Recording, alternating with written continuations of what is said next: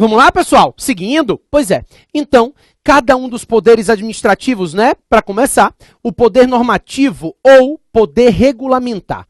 Eu quero conversar com vocês, daqui a pouco você vai entender por que eu prefiro a expressão poder normativo. Vamos começar por ele. Então, poder normativo é o poder que a administração pública tem para a expedição de normas gerais e abstratas. Sempre que você pensar no poder normativo, você vai pensar na edição de normas gerais dentro dos limites da lei. O poder normativo é o poder de editar normas gerais e abstratas nos limites estabelecidos pela lei. Poder normativo não é poder legislativo, tá? Então, quando eu te falo que a administração pode estabelecer normas gerais, eu estou tratando de normas inferiores à lei. São atos administrativos normativos, não são leis. São atos administrativos inferiores, subordinados, subalternos à lei, que são expedidos pela administração pública. Então, por exemplo, a lei diz assim, não pode traficar entorpecente. Aí vem um ato normativo e diz, entorpecente para fins da lei são essa e essa substância, né? Ou então, a lei diz, em casos de férias forenses, causas urgentes serão tratadas em plantão. Aí vem um ato normativo do presidente do tribunal e diz, ó, causa urgente para fins de plantão serão consideradas essa e essa. Isso é poder normativo. É o poder que a administração tem de estabelecer normas gerais obedientes. O Estado não inova quando atua na função administrativa, não inova no ordenamento jurídico. Não pode inovar criando direitos e obrigações. Isso seria a função da legislação, é a função legislativa.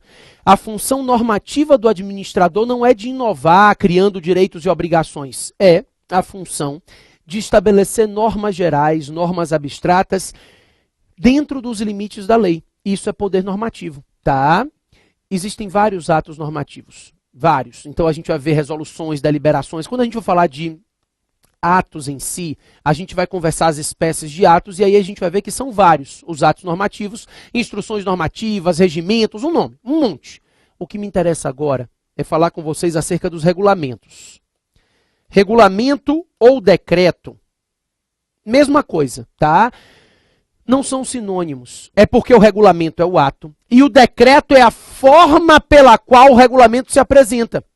O decreto é a forma do regulamento. É igual você dizer assim, olha, eu vou construir em determinado lugar, eu preciso de um alvará. Não, você precisa de uma licença. O alvará é a forma da licença. Você recebe um alvará de licença. Então é a mesma coisa aqui. O decreto é a forma do regulamento. O decreto é o meio pelo qual o regulamento se externa. Então a gente chama de decreto regulamentar. Por isso, se a prova falar regulamento ou falar decreto, está se referindo ao mesmo ato, tá? São duas expressões que dizem respeito ao mesmo ato. E aí, pessoal, os decretos, os regulamentos, são atos privativos do chefe do Poder Executivo. Só quem pode expedir um regulamento é o chefe do Executivo.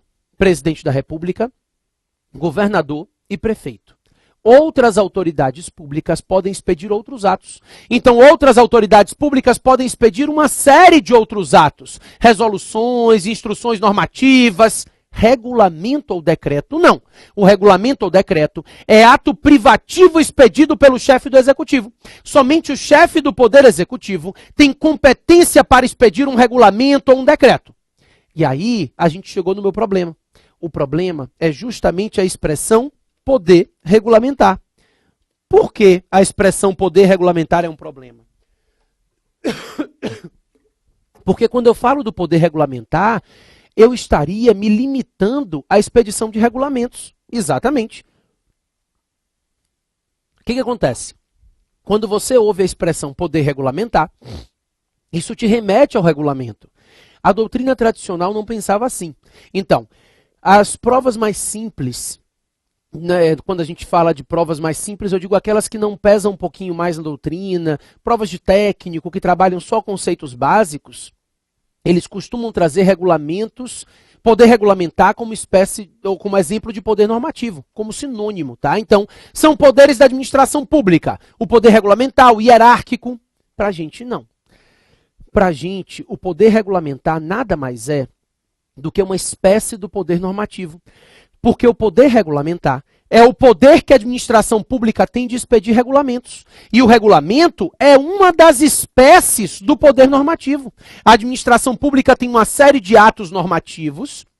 O regulamento é apenas uma delas. Então, o poder regulamentar é uma espécie do poder normativo. De vez em quando vem na prova assim, ó, o poder regulamentar, privativo do chefe do executivo. Por que privativo do chefe do executivo? Porque o poder regulamentar é o poder de expedir regulamento, e o regulamento é um ato privativo do chefe do executivo. Esse é o raciocínio. Então, o poder regulamentar, privativo do chefe do executivo, tá certo, perfeito. É o poder de expedir regulamentos. Para nós agora, o poder regulamentar será uma espécie do poder normativo. É chefe do executivo que pode expedir regulamentos ou decretos. O poder normativo abrange outros atos normativos que podem ser apresentados pela administração. Tá? Meu problema está no direito, no poder regulamentar mesmo, nos regulamentos. Porque o direito comparado, o direito internacional, divide os regulamentos em dois grupos. O regulamento pode ser um regulamento executivo ou o regulamento pode ser um regulamento autônomo. Então, o direito internacional, o direito comparado, divide os regulamentos em regulamentos executivos e regulamentos autônomos. São as duas espécies de regulamentos. Basicamente, nesse direito comparado, o regulamento executivo é aquele regulamento que é expedido para fiel execução da lei. Então, sempre que eu pensar no regulamento executivo, eu vou pensar num regulamento para fiel execução do texto da lei. O regulamento executivo, pessoal, é o regulamento para executar a lei, para executar o texto legal. Nunca pense em regulamento executivo para substituir a lei. A ideia do regulamento executivo é exatamente a que a gente já sabe, para fiel execução da lei. Então, por exemplo, o ato que minudencia uma norma legal. A lei diz assim, dá outro exemplo, a lei diz, o médico, é o Código Penal, tem o dever de notificar doenças de notificação compulsória, senão é crime. Aí vem um ato normativo para executar a lei, facilitar e minudenciar, e define quais são as doenças de notificação compulsória. São os exemplos que eu dei, né? O regulamento executivo para fielmente executar a lei. O problema é o outro regulamento. O regulamento ou decreto autônomo, que para o direito comparado é aquele regulamento expedido para substituir a lei. Então, o regulamento autônomo é um regulamento substituto do texto legal. Sempre que você pensar num decreto autônomo ou num regulamento autônomo, você vai estar pensando em um regulamento que foi expedido para substituir a lei. No lugar que deveria ter uma lei, não tem, se coloca um regulamento. Então vai se colocar o regulamento no lugar da lei. Não tem lei, se coloca um regulamento no lugar. A princípio, pessoal, pelo que a gente conversou até agora, seria possível no Brasil um regulamento para substituir o texto legal? Sim ou não? Claro que não. A princípio, eu não poderia admitir um regulamento que substitua o texto da lei. O regulamento ele vai ser sempre expedido para minudenciar a lei. O problema é que, por meio de uma emenda, a redação do artigo 84, inciso 6 da Constituição Federal, hoje se encontra da seguinte forma. Presta atenção. O 84.6 diz o seguinte, o presidente, não precisa anotar, ele não vai sair de lá, né? Põe aí 84.6 e olha para mim. Ele estabelece. O presidente da República pode, por meio de decreto, por meio de regulamento, fazer a extinção de um cargo público, desde que seja um cargo público vago, e também pode tratar da matéria de organização administrativa, desde que não gere despesa, desde que não crie e nem extinga órgãos. Repito, o presidente da República pode, por meio de decreto, extinguir cargo público vago e pode também tratar da matéria de organização administrativa, desde que não gere despesa, desde que não crie e nem extinga órgãos públicos. Maravilha! A doutrina começou a olhar para isso e dizer, para tudo. Os cargos públicos, eles são criados por lei. Se alguma coisa é criada por lei, pelo princípio da simetria, só pode ser extinta por lei. Então, no momento em que se permite a expedição de um decreto, de um regulamento, para extinguir um cargo público, ainda que ele esteja vago, nós temos um decreto que está substituindo o texto da lei. Então, esse decreto, esse regulamento, ele está sendo expedido para substituir o texto legal. A verdade é essa, tá? A mesma coisa é a matéria de organização administrativa. A matéria de organização administrativa é matéria de lei. No momento que eu permito que o presidente da República, por meio de um decreto, trate da matéria de organização administrativa, ele está expedindo um ato normativo que vai substituir o texto da lei, ainda que ele não crie nem extinga órgãos, ainda que ele não gere despesa a ninguém. Ele vai estar dentro dos limites, atuando fora dos limites da lei, atuando onde a lei deveria estar atuando. Por isso, a gente teria no Brasil a existência de 2 regulamentos autônomos. É sempre importante te fazer uma ressalva. O Celso Antônio Bandeira de Mello não concorda com isso, tá? Eu faço ressalvas, pessoal, mais para uma prova subjetiva, tá? Em provas objetivas eu lhe digo como é que você vai estudar e também te faço as ressalvas porque eu sei que vocês acabam estudando por outros livros também. E aí é importante que quando você esteja pegando um livro de doutrina, você entenda quando que o seu doutrinador não vai ser aplicado na sua prova objetiva. Então, o Celso Antônio Bandeira de Mello entende que não há regulamento autônomo no Brasil, que nesses 2 casos, do artigo 84, inciso 6, não há inovação no ordenamento jurídico, criando direitos e obrigações a ninguém. Está extinguindo um cargo público que já está vago, está tratando da matéria da organização administrativa, mas não está criando nem extinguindo órgãos, não está gerando despesa. Então, no fim das contas, nós não temos nenhuma situação que crie direitos e obrigações a ninguém efetivamente. Por isso, não seria admitido no Brasil um regulamento autônomo. Eu até gosto do entendimento dele, porque a gente tem que ter muita cautela ao abrir uma porta de regulamento autônomo no Brasil. Principalmente, a gente vem assistindo um país que tem uma democracia muito recente, né? A democracia depois do regime militar da gente é muito recente. Então, permitir regulamentos autônomos é um pouquinho complicado.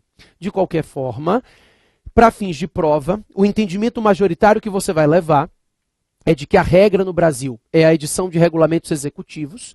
Os regulamentos ou decretos devem ser expedidos para fiel execução da lei, dentro dos limites da lei, mas que, excepcionalmente, nas hipóteses previstas no artigo 84, inciso 6 da Constituição Federal, se admite um regulamento autônomo.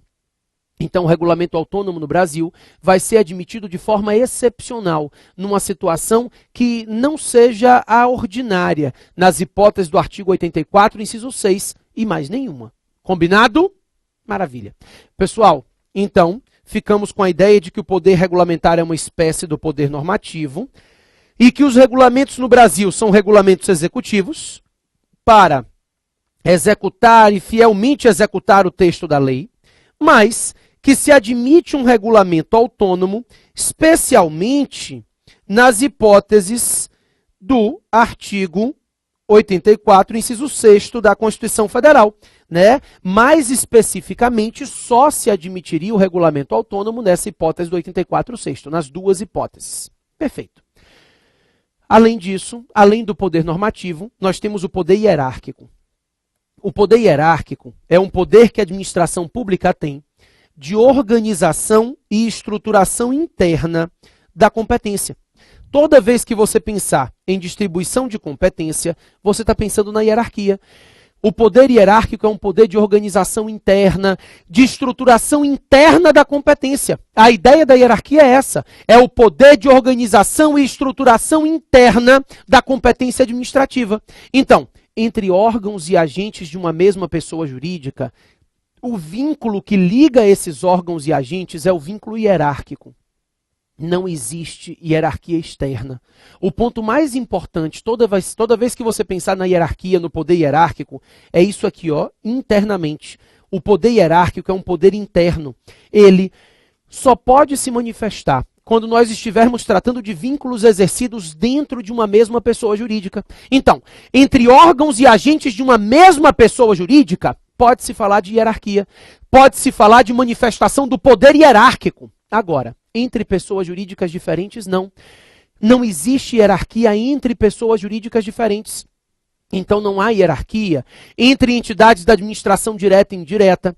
Não há hierarquia entre União, Estados, municípios e Distrito Federal. Por quê? Porque a hierarquia ela sempre vai se manifestar de forma interna, entre órgãos, entre agentes, dentro de uma mesma pessoa jurídica.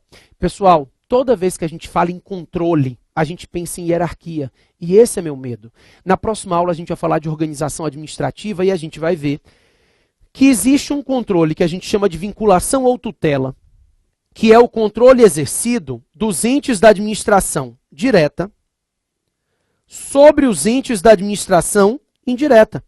Então, os entes da administração direta e os entes da administração indireta, eles se sujeitam, se vinculam de uma forma diferente que não a hierárquica. Por quê? Porque são pessoas jurídicas diferentes. As entidades da administração direta, União, Estados, Municípios, Distrito Federal, são pessoas jurídicas, e autarquias, fundações, as entidades da administração indireta são outras pessoas jurídicas. Existe controle? Claro. A União controla suas autarquias.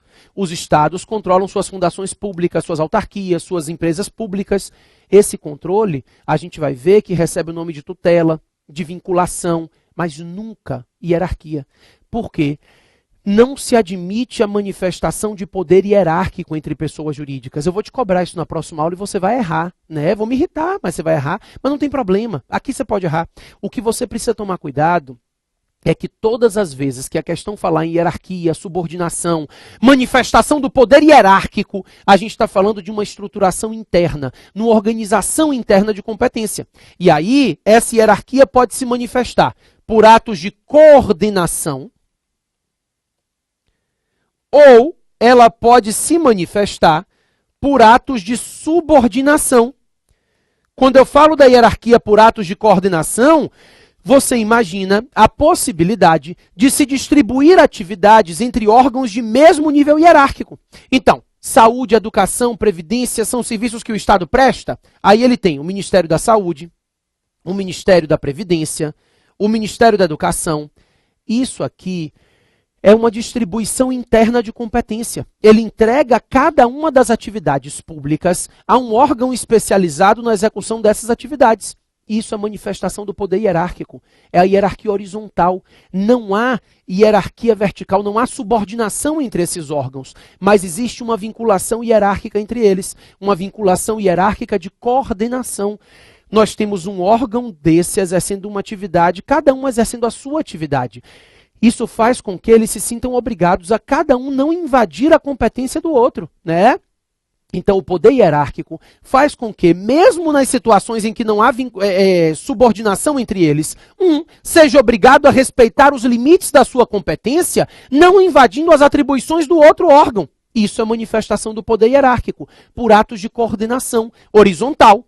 Mas, obviamente, a hierarquia que você consegue enxergar com maior facilidade é aquela hierarquia vertical, né? Aquela que é feita por atos de subordinação e não mais de coordenação.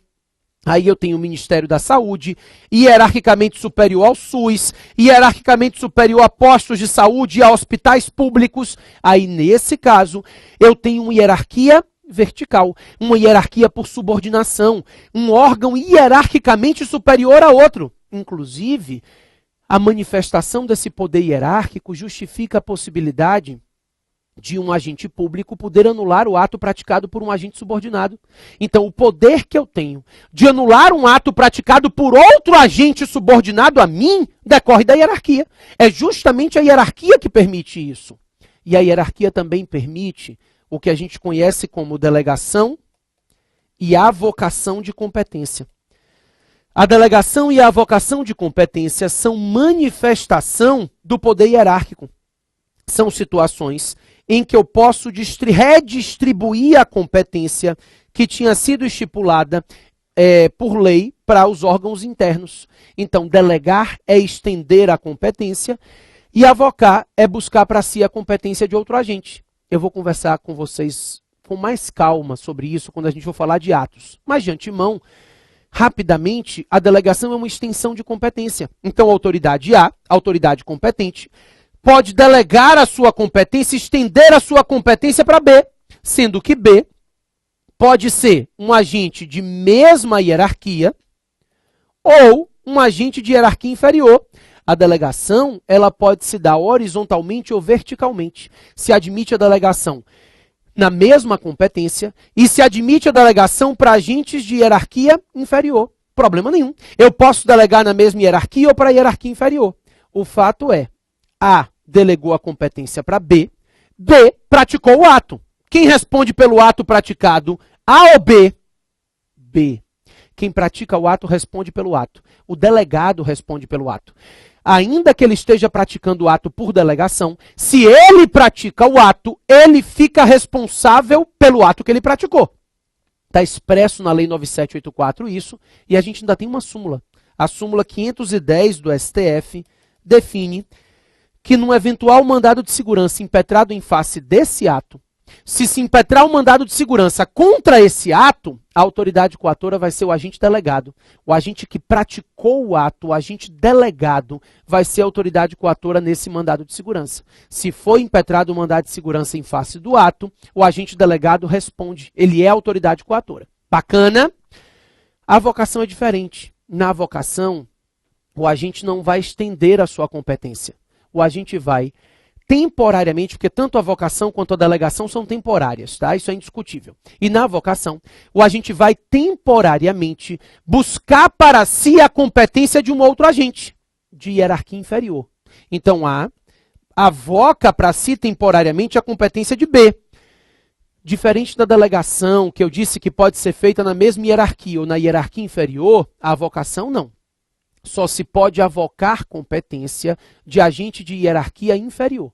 Eu não posso avocar competência na mesma hierarquia. Só posso avocar competência de agente subordinado. Só posso avocar competência de agente de hierarquia inferior. Sempre. O agente de hierarquia inferior, o agente subordinado, pode ter a sua competência avocada pelo agente público. Isso é avocação de competência, tá? A lei expressamente veda a delegação e avocação em 3 hipóteses. Bem rapidinho, como eu te falei, a gente vai reanalisar isso e aí com mais cuidado nas aulas de atos. Mas de antemão, a Lei 9784 expressamente diz: é vedada a delegação de competência, e aí vai ser vedada a avocação também, porque só se avoca a competência delegável. Então é vedada a delegação e a avocação de competência para edição de atos normativos, para decisão de recurso hierárquico e para a competência definida em lei como competência exclusiva. Então, a competência privativa pode ser delegada, a exclusiva não. Não se admite nem delegação e nem avocação de competência para edição de atos normativos, para decisão de recurso hierárquico e para a competência exclusiva, assim definida em lei. Nesses 3 casos, é vedada tanto a delegação, tanto não se pode estender, quanto é vedada a avocação, não se pode avocar para si a competência, certo? Cuidado com um detalhe só. Tem uma exceção. O artigo 84, parágrafo único da Constituição Federal, ele permite que aqueles decretos autônomos, lembram dele? Falei nesse bloco, né? Aqueles do 84º, extinção de cargo vago e para tratar da matéria de organização administrativa. Esses decretos, que são atos normativos, claro, esses decretos do artigo 84º podem ser delegados ao ministro de Estado, ao Procurador-Geral da República, ao Advogado-Geral da União.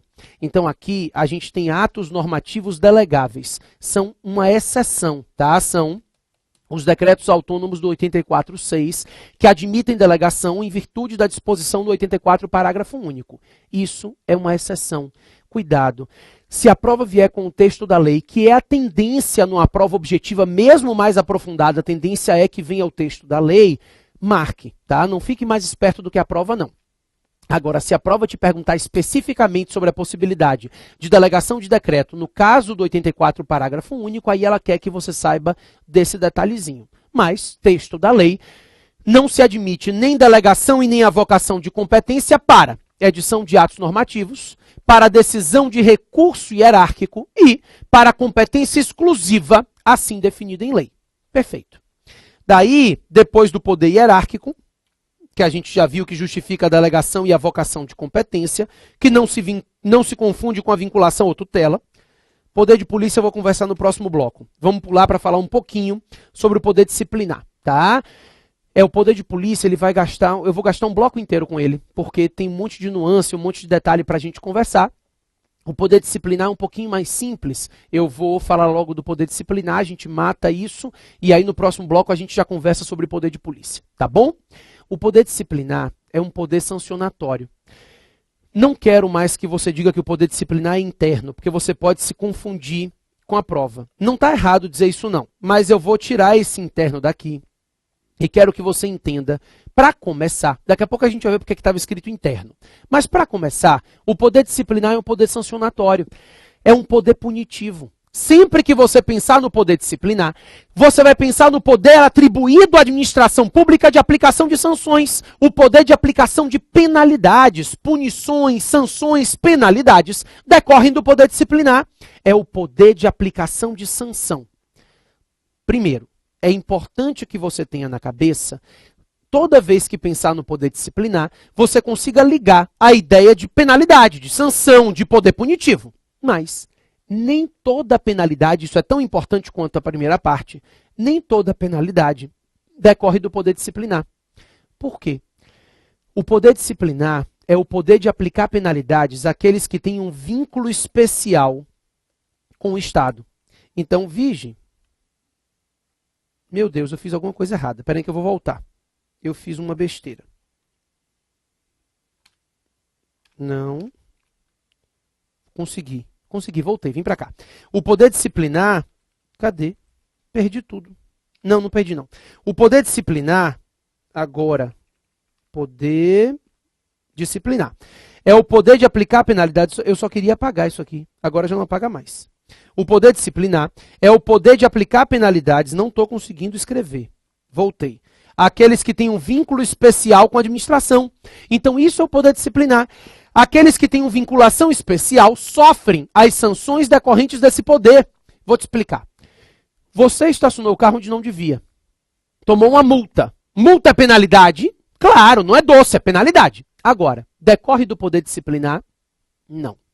A multa, a gente vai aprender mais adiante, que decorre do poder de polícia. Ela não é uma penalidade aplicável do poder disciplinar, por quê? Porque não há vínculo especial. O sujeito está sofrendo aquela multa porque ele desrespeitou uma norma geral que dizia que naquele lugar não podia estacionar. É diferente de uma penalidade de advertência ou suspensão aplicada a um servidor. Porque aqui nós temos um vínculo especial, que é o vínculo hierárquico. É diferente de uma multa aplicada em virtude do descumprimento de um contrato de um particular que tinha contratado com a administração. Porque aqui a gente tem outro vínculo especial, que é o vínculo contratual. Então a ideia é que o poder disciplinar é o poder de aplicar penalidades àqueles que têm um vínculo especial. Pode ser hierarquia, pode ser contrato administrativo. Então, nesses casos, a gente pode falar no poder disciplinar, porque o poder disciplinar é aquele que aplica penalidades decorrentes desse vínculo específico. É a existência do vínculo especial que faz com que a administração pública possa aplicar penalidade.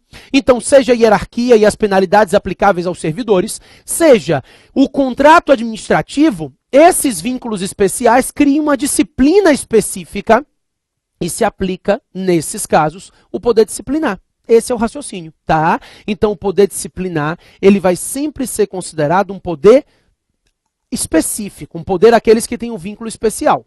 Por exemplo, só para você entender, veio uma questão do CESP, não me lembro de qual era, acho que era uma prova até de tribunais, não era nada demais não, mas era uma questão que dizia assim, ó, uma diretora de uma escola pública municipal suspendeu dois alunos da escola. Ia e vinha e perguntava, isso é poder disciplinar? Claro. A diretora da escola pode aplicar uma penalidade a mim, Matheus? Não. Ela só pode aplicar uma penalidade àqueles meninos em virtude da existência do vínculo especial entre eles e a escola. No momento que aquelas crianças se matricularam na escola, eles criaram um vínculo especial com o município que justifica a aplicação da pena. Isso é poder disciplinar, certo? Esse poder disciplinar, por ensejar a aplicação de sanções, obviamente, deve ser precedido de um devido processo legal, no qual seja respeitado o contraditório e a ampla defesa. Em algumas situações pode ser diferido o contraditório, mas a princípio deve-se respeitar um devido processo legal, devidamente instruído, no qual se garanta o contraditório e a ampla defesa ao particular que está sendo sancionado. Bacana? Também a sanção deve ser aplicada com base no princípio da proporcionalidade, nem mais intensa nem mais extensa do que o necessário a punir a infração com base na gravidade dela. Ok? Daqui a um minuto eu volto e aí a gente vai conversar um pouquinho acerca do poder de polícia. O poder de polícia da administração é o tema do nosso quarto e último bloco. Sai daí não, eu já volto.